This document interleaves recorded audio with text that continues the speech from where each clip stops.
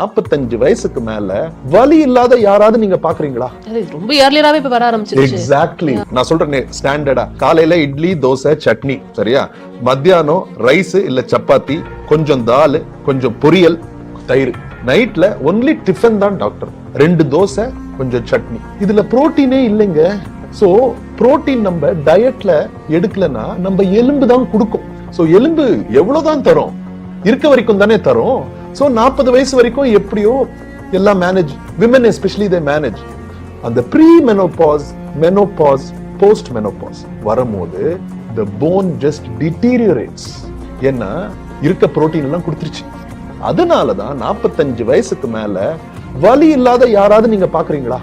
ரொம்ப ஏர்லியராவே இப்ப வர ஆரம்பிச்சிருச்சு. எக்ஸாக்ட்லி. ஏன்னா இந்தியால நம்ம புரோட்டீனோட டெபிசிட் ரொம்ப அதிகமா இருக்கு. புரோட்டீன் நம்ம எடுக்கலன்னா ரிப்பேரே ஆகாதுங்க உடம்பு.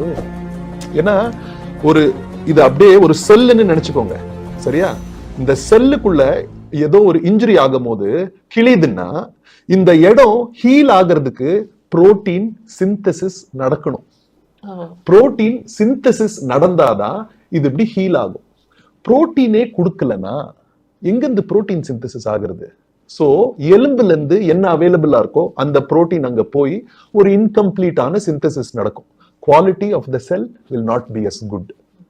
இந்த புரோட்டீன் இன்டேக்க பிராய்லர் சிக்கன் கூட சாப்பிட்டு நல்லா சமைச்சு சாப்பிட்டு you can fulfil.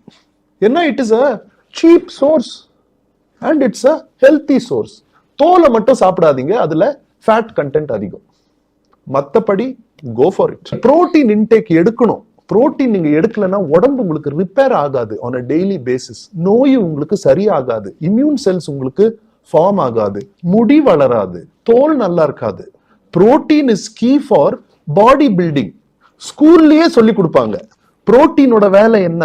It's a body builder. அதை மறந்துடுறோமே நம்ம இப்போ.